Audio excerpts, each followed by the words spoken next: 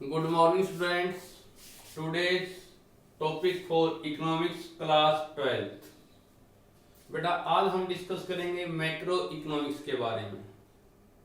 First of all बेटा economics word है, ये इसका मीनिंग क्या है और ये इसका ओरिजिन कहाँ से हुआ, क्योंकि हम चैप्टर कर रहे हैं बेटा, टॉपिक कर रहे हैं किस सब्जेक्ट का बेटा पे इकोनॉमिक्स। तो what is the meaning of economics और इकोनॉमिक्स वर्ड की उत्पत्ति ये कहां से हुई बेटा, इसको इकोनॉमिक्स क्यों बोलते हैं।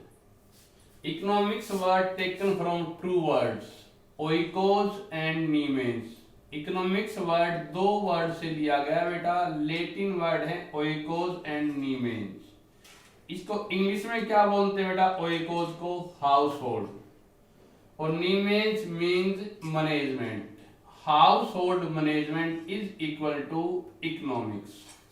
इकोनॉमिक्स वर्ड की उत्पत्ति Latin word oikos plus nemeins से हुई है। ओइकोस का मीनिंग क्या होता है बेटा, हाउसहोल्ड। नीमेंस का मीनिंग क्या बेटा, मैनेजमेंट। जिस प्रकार से एक हाउसवाइफ अपने घर का मैनेज करती है, मैनेज कैसे करती है भाई, क्योंकि हर हाउसवाइफ के पास जो पैसे या जो रुपीज जो रिसोर्सेज क्या होते हैं बेटा, लिमिटेड।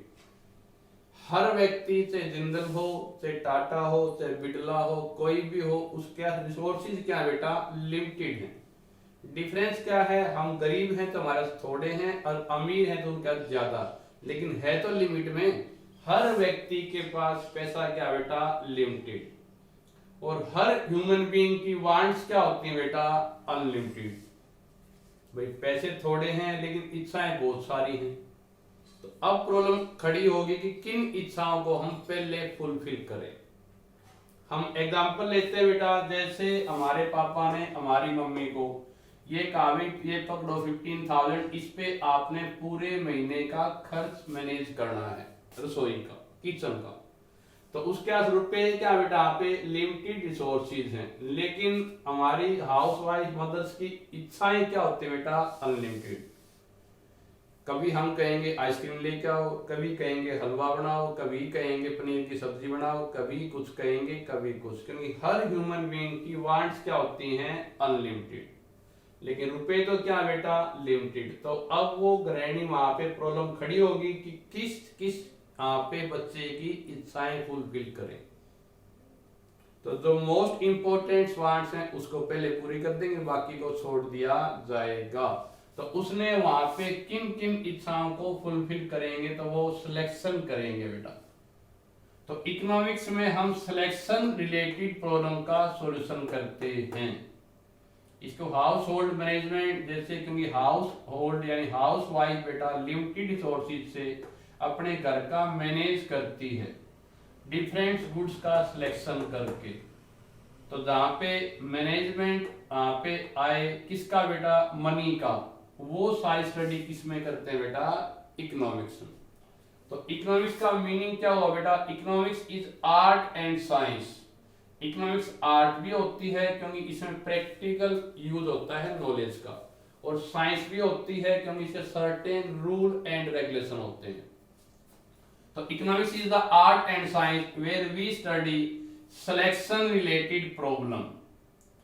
सेकेंड हम क्या लिखते हैं यहाँ पे, economics is art and science where we study wealth और मनी रिलेटेड प्रॉब्लम। इकोनॉमिक्स एक आर्ट और साइंस है जहां पे रुपए से संबंधित, चुनाव से संबंधित समस्याओं का अध्ययन किया जाता है।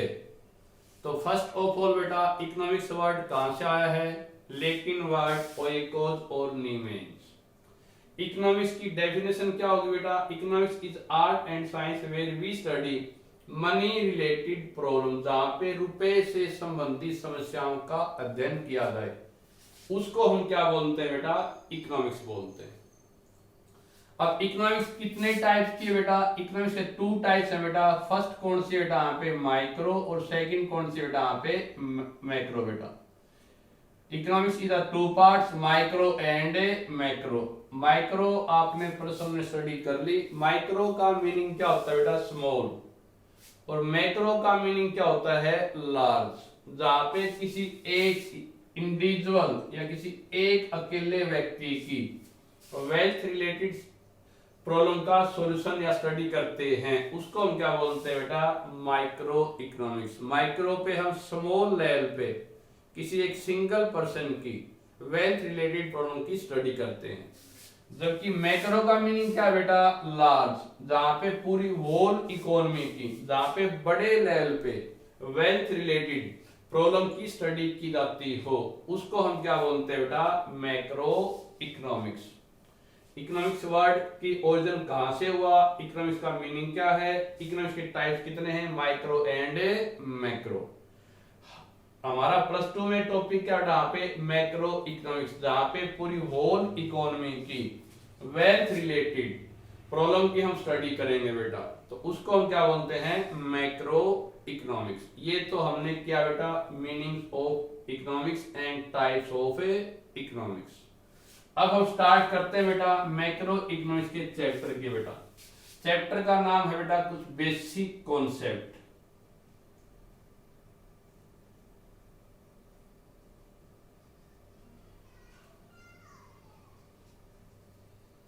कोई भी चीज लगा लो, ये मार्कर है, ये गुड्स है बेटा, ये व्हाइट बोर्ड है, ये गुड्स है, जहां से वीडियो बन रही है, ये कैमरा है, स्कूल है, उसके अंदर बस है, ब्रेड है, क्लोथ्स है, चारों तरफ कोई ना कोई थिंग्स हमारे पास है।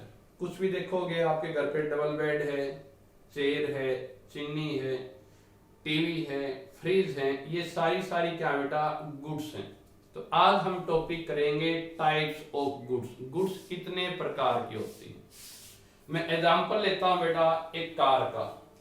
कार मैन्युफैक्चर कहां होती है, नॉर्मली मान सपोज करो गुड़गांव के अंदर हमने मारुति कार का एग्जांपल ले लिया। मारुति कार कैसे प्रोडक्शन होता है बेटा, उसकी एक हमारी क्या होती है, प्रोडक्शन लाइन, जिसपे अलग अलग लेबर खड़ी होती है। उस पे कोई बंदा उस कार का इंजन वहां पे बांध देगा, कोई टायर लगाएगा, कोई उस पे ग्लास लगा देगा, कोई उस पे यहाँ पे सीट कवर लगा देगा, कोई उसकी ब्रेक लगा देगा, कोई उसका क्या कर देगा यहाँ पे कलर कर देगा। यानी कि इस पे धीरे धीरे कार चलती रहेगी और हर लेबर अपना काम उस पे करता रहेगा। ये हमारी क्या बेटा, कार मैन्युफैक्चरिंग की प्रोडक्शन लाइन। यहां तक क्लियर है, ठीक है। तो किसी ने उस पे यहाँ पे इंजन लगा दिया, फिर किसी ने उस पे यहाँ पे टायर लगा दिए, कोई उस पे यहाँ पे अगले पिछले ग्लास लगा देगा, किसी ने उसे बैठने के लिए यहाँ पे सीट लगा दी।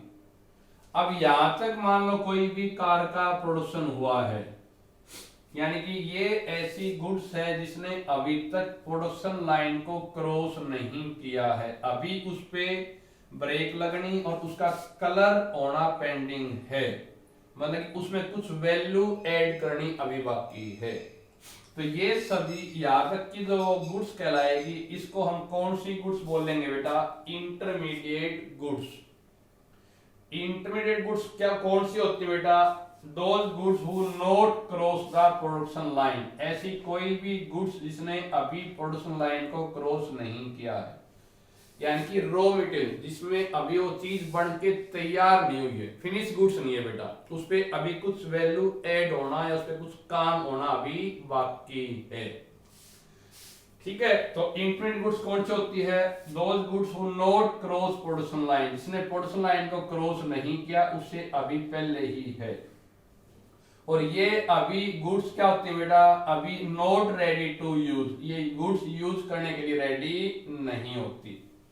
और still some value be added, उसमें कुछ अभी वैल्यू ऐड करना अभी बाकी है।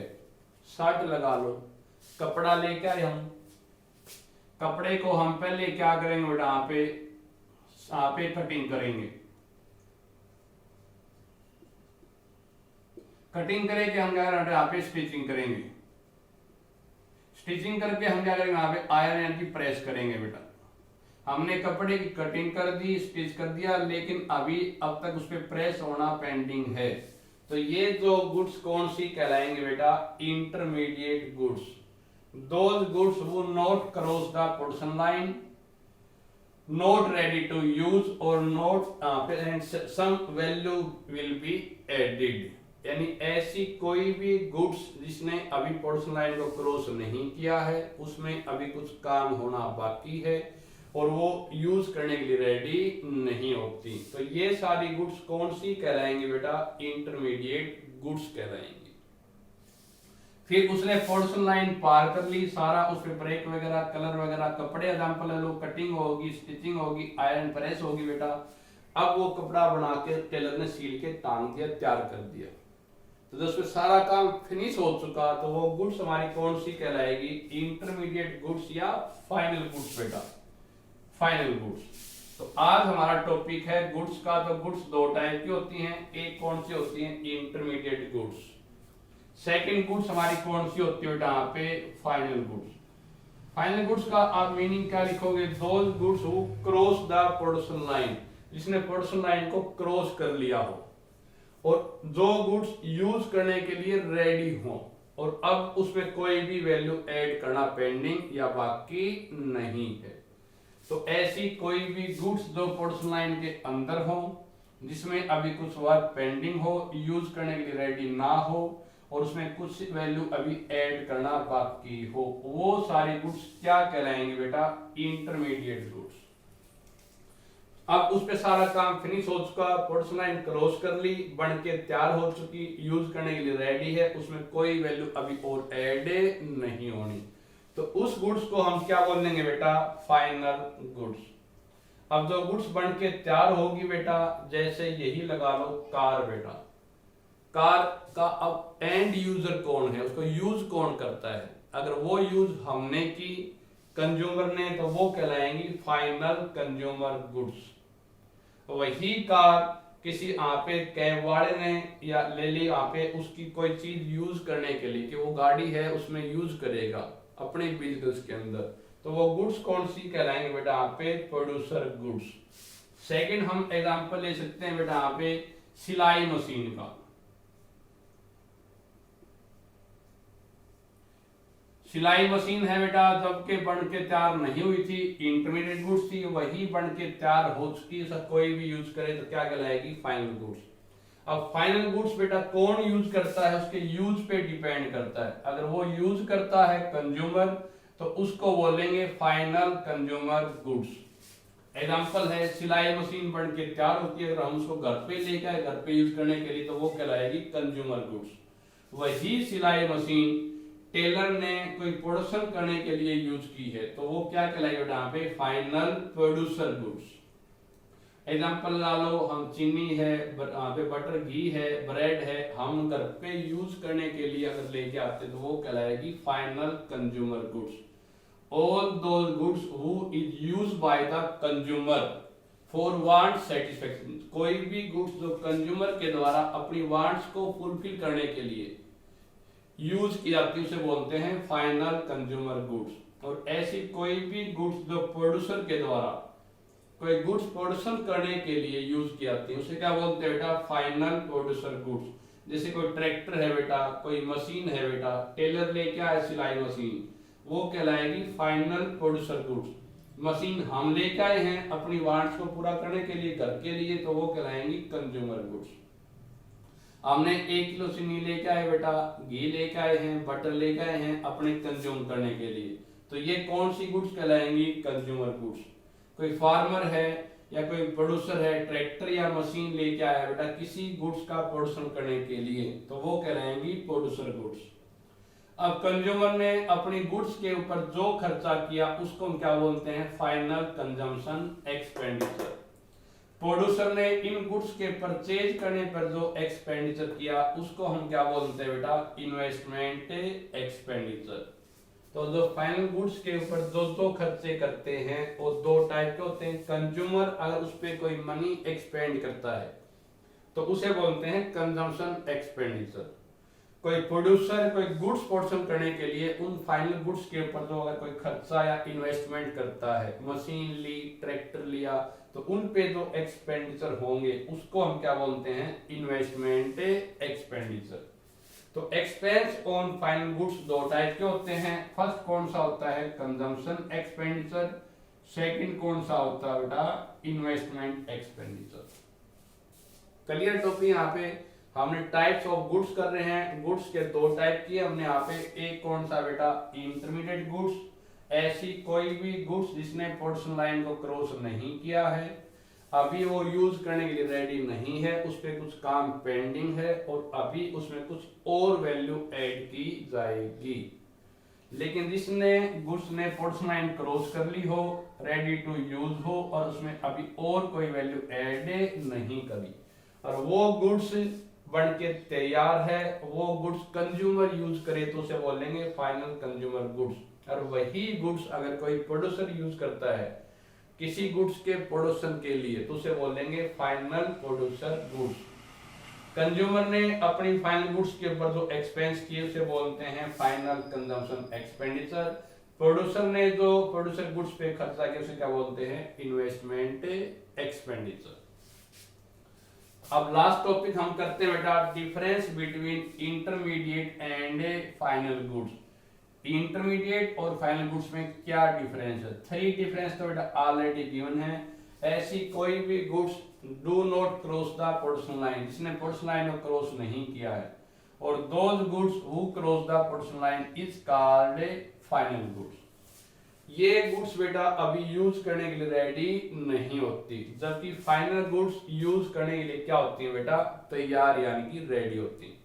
अभी इसमें कुछ वैल्यू और ऐड होना पेंडिंग है, अभी इसमें कुछ भी वैल्यू ऐड होना पेंडिंग नहीं है।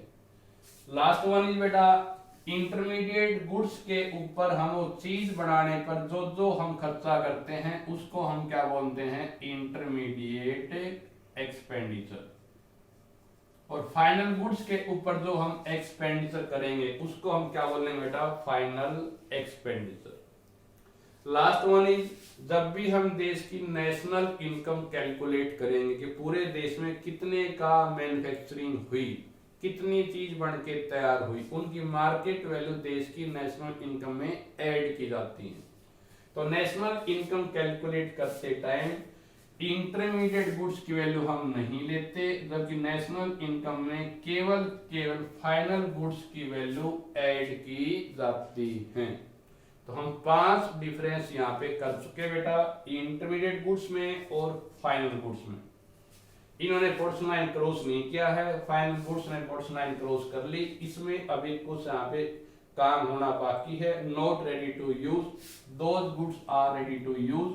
थर्ड वन इज, इसमें अभी कुछ और वैल्यू ऐड होना पेंडिंग है, जबकि इसमें कुछ भी वैल्यू ऐड होना पेंडिंग नहीं है।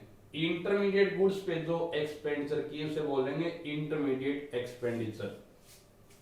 फाइनल गुड्स के ऊपर जो एक्सपेंडिचर किए उसे बोलेंगे फाइनल एक्सपेंडिचर।